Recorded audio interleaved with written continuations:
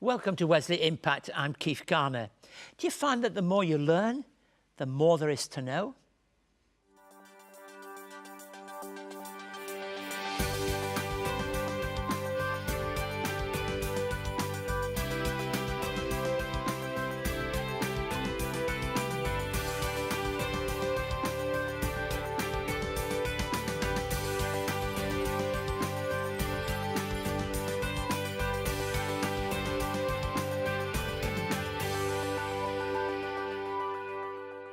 I'm so glad that you're with us today.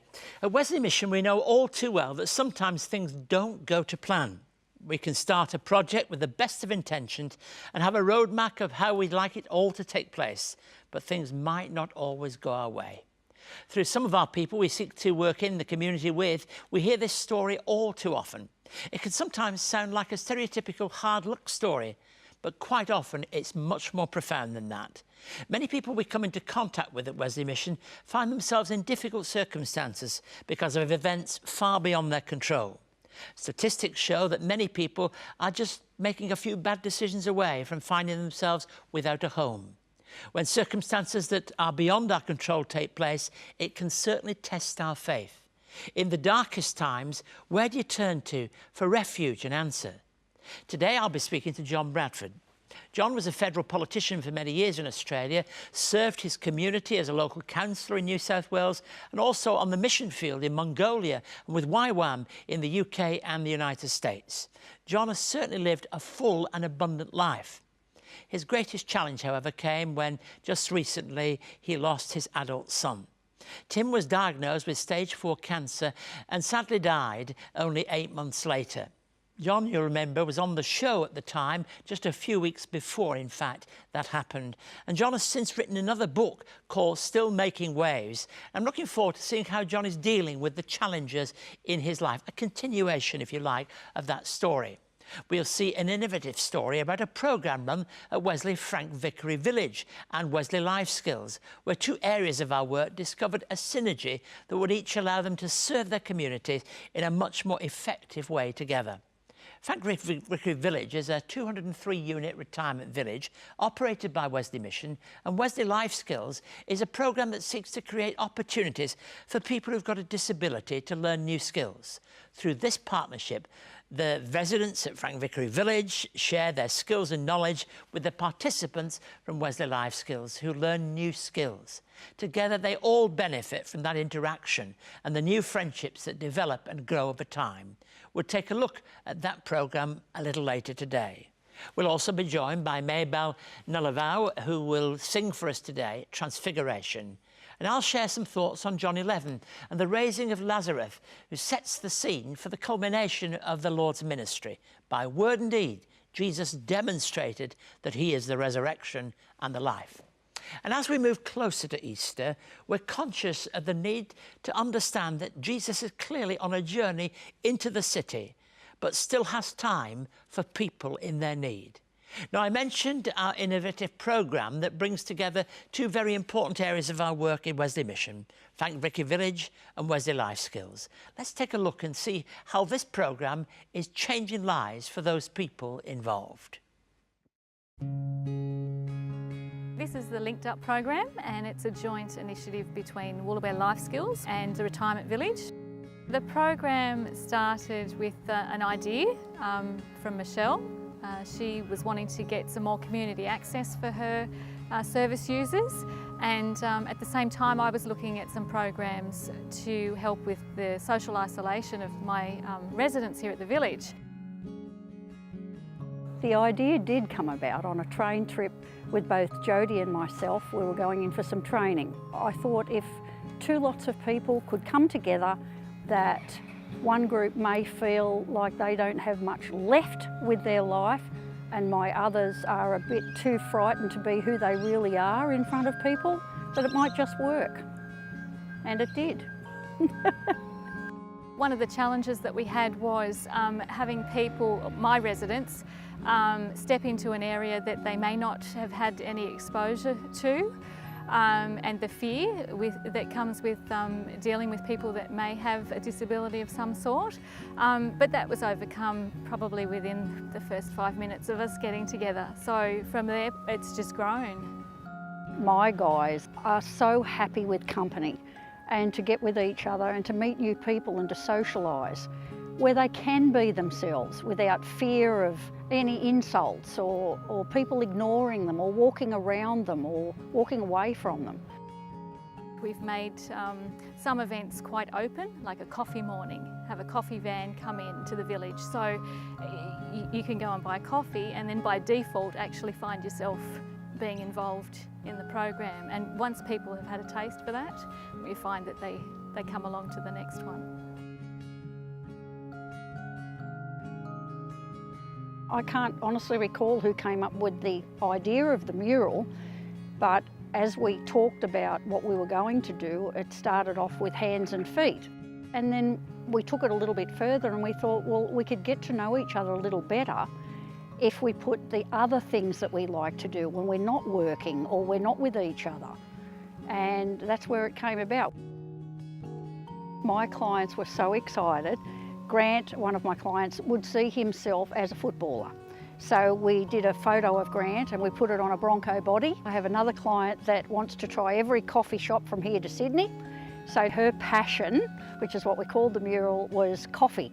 Coffee beans, coffee cups, anything to do with coffee. Most definitely, Michelle and I have got ideas around rolling this out through the rest of Wesley Mission, but I can't see any reason that it couldn't be rolled out into lots of different settings. For Wesley Mission, we've already got a lot of those programs in place and they're running in isolation of each other. And look, if we can do it, anybody can. I want everyone to have that feeling. I want everyone to feel that at any time in their life, whatever's going on in their life, they can still help others. And that's what it's all about. If you would like to see more of the work of Wesley Mission, visit wesleymission.org.au. You can watch loads more videos, catch up on past episodes of Wesley Impact TV, find out about our diverse range of services, and get involved to help make a positive difference in your community. You can also connect with us on social media and stay up to date on the latest news and information from Wesley Mission. wesleymission.org.au. Now, please don't hesitate to be in touch if you want to find out more about our work at Wesley Mission or if we can be of help in any way to you. Our email address is there, impacttv@wesleymission.org.au, and our website is wesleymission.org.au. You may remember a year ago that my guest on the show was John Bradford. You shared with us then your book, An Abundant Life, but in a sense, circumstances were coming to a head very much. And if I dare say this, I remember that it was very traumatic because you wondered whether you should even go ahead with the interview in your mind, really, didn't you? When I came that day, yeah, Keith, almost a year ago, Tim was very sick. And yeah, I was reluctant to leave him, even for 24 hours. And as I came into the studio, my wife and I were on the phone, and Judy has always been helpful and, as a politician's wife, always supportive, and was reluctant to tell me how unwell he was that particular day. So it was hard, but yeah, I appreciated the thoughtful words we exchanged, and your caring for us as a family subsequently appreciated very much as well. Well, I'm pleased that that's what we want to do. Tell us a little bit about how that chapter of your life played itself out, if I might say that. You know, what happened and how, in fact, you've moved from there. It's a very big question, Keith, isn't it? Well, a lot of water's flowed under the bridge. It's almost 12 months now since Tim passed away. When I was here with you last time, he only had 3 weeks to live. Of course, we didn't know that, although we expected that his death was imminent, and he knew that. But moving through that experience with him, not only during his illness was his faith restored, but I strongly believe that Judy and my faith was strengthened, and the faith of our 2 daughters and subsequent families and friends was also strengthened. So it was a great learning experience. And Tim faced his almost certain death, as he knew, very courageously, and he knew he was going to heaven. Listen, sometimes I say to people, tell us some of the unhelpful things people say, because they do. They say some dreadfully. But what were some of the positive things through that experience that were helpful to you?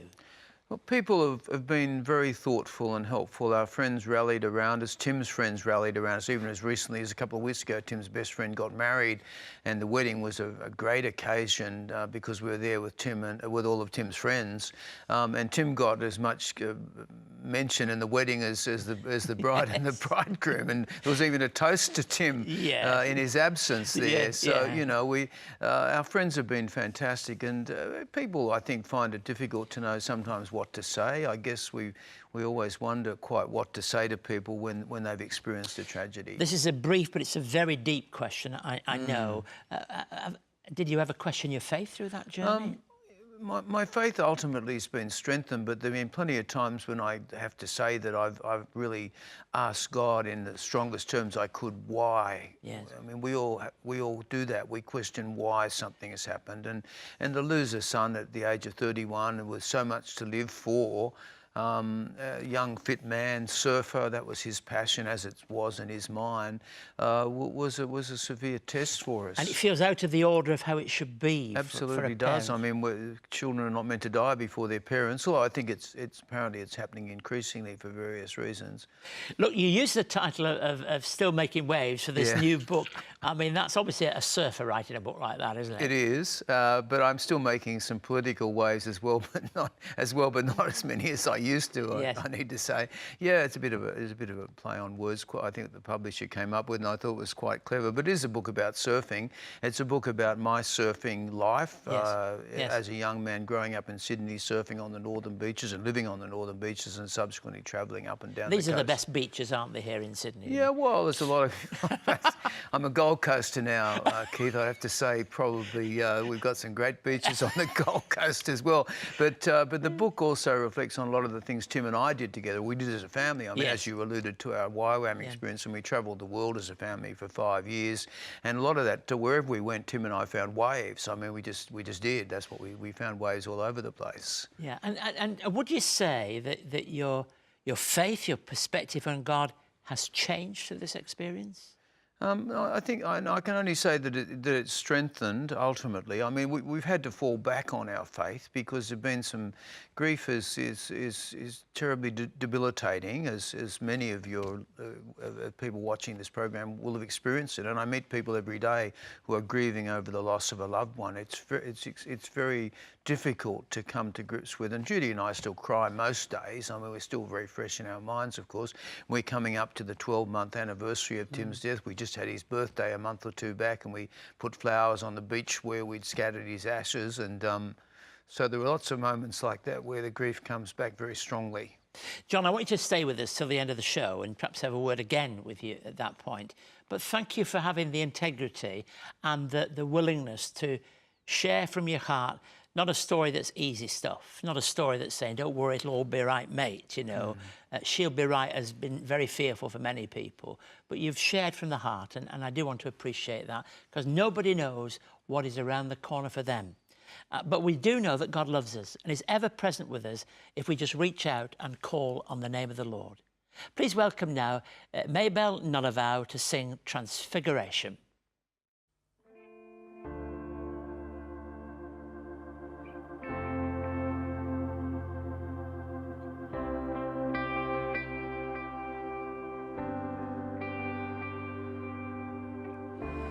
From the cloud you speak, what was veiled now is seen. Jesus, the image of the invisible God, divinity conferred in the transfigured world, a kingdom once concealed in the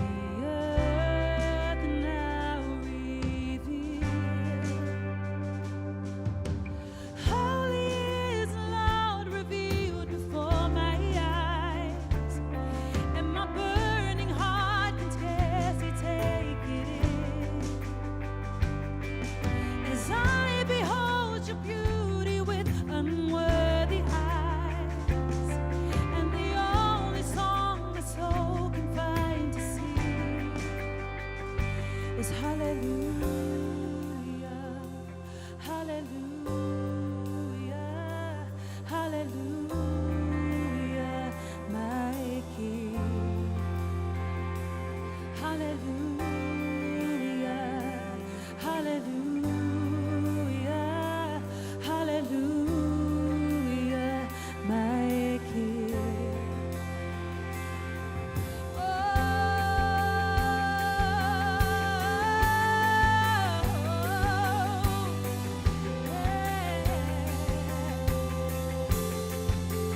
Now I know I have seen the glory that cannot be unseen, and I am changed and changing still as I look upon you, Lord, and believe. Oh, holy, holy is the love revealed before my eyes, and my burning heart can scarcely take it in. As I behold your beauty with unworthy eyes, and the only song my soul can find to sing, yeah, hallelujah, hallelujah, hallelujah, my King, yeah. Hallelujah, hallelujah, hallelujah, my King.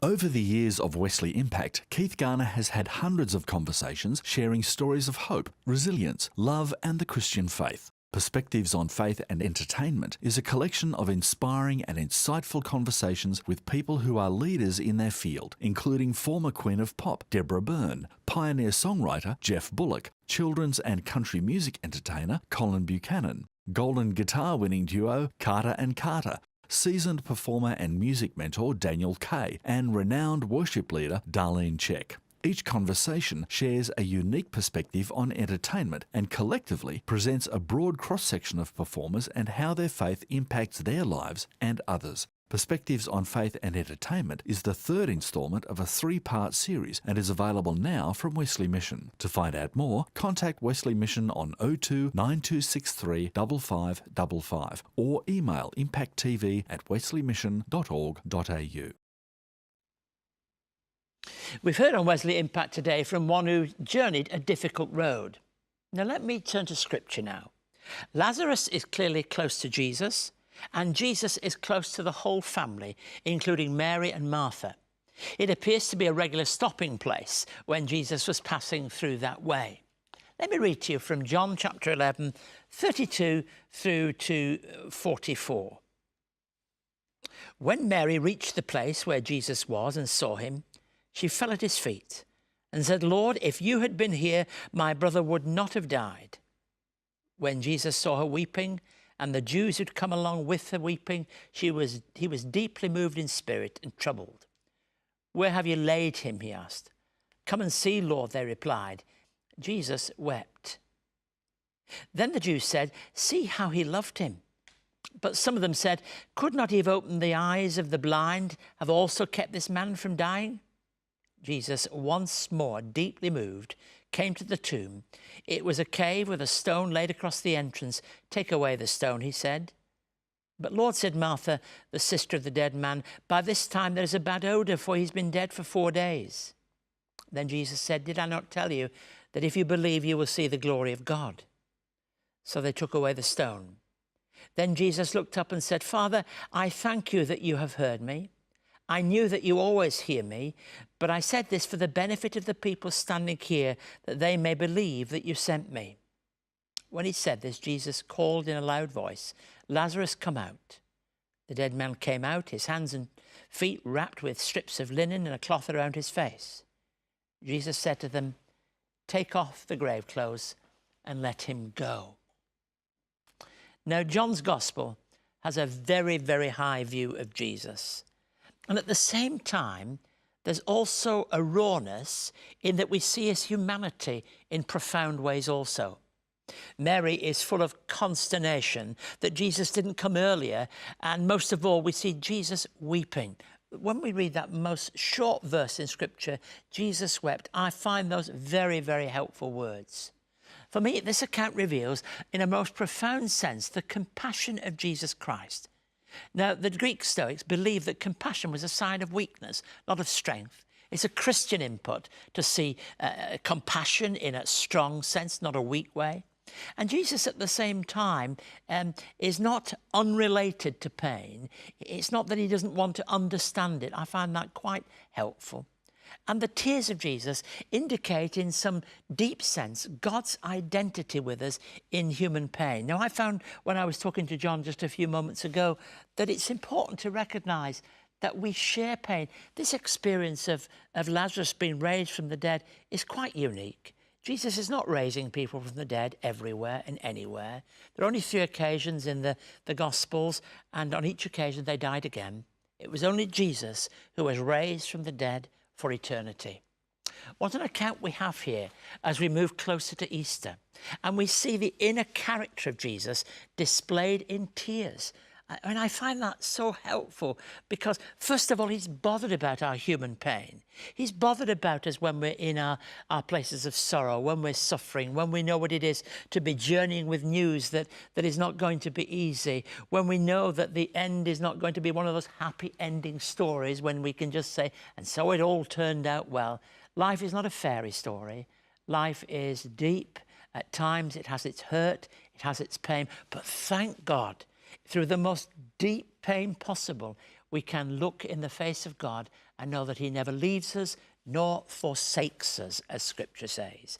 And in the raising of Lazarus, I think there's something that really is important for us to share, to understand, and to know.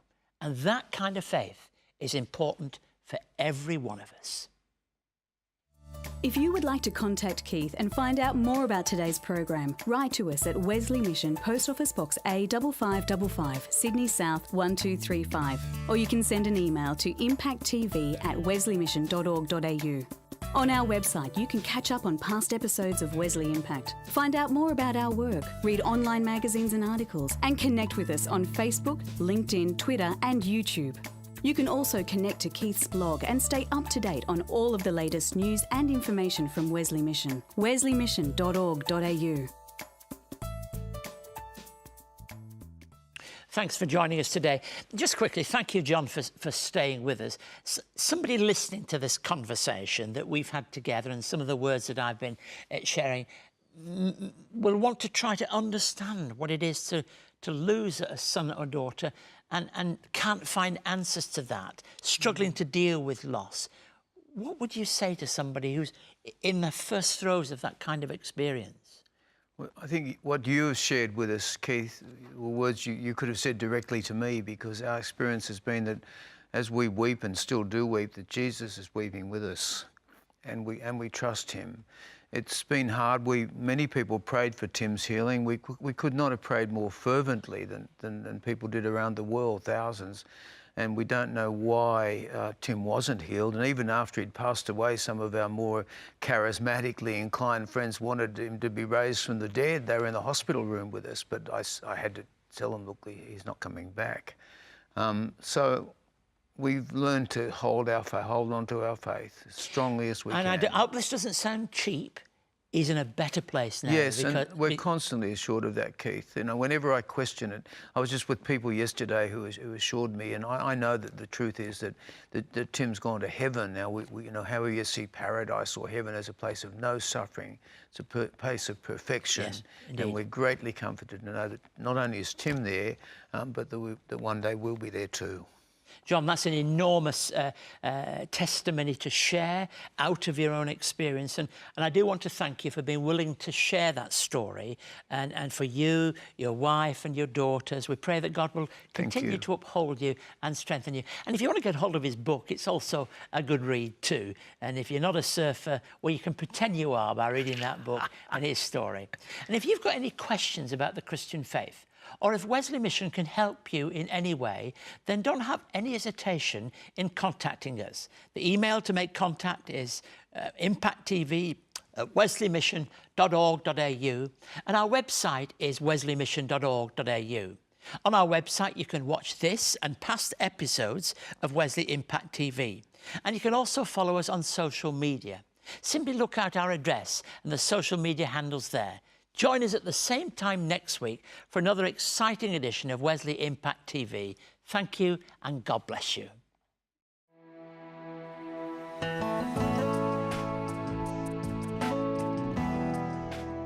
More than 500 people learn new skills and make new friends through Wesley School for Seniors. To find out more, visit wesleymission.org.au.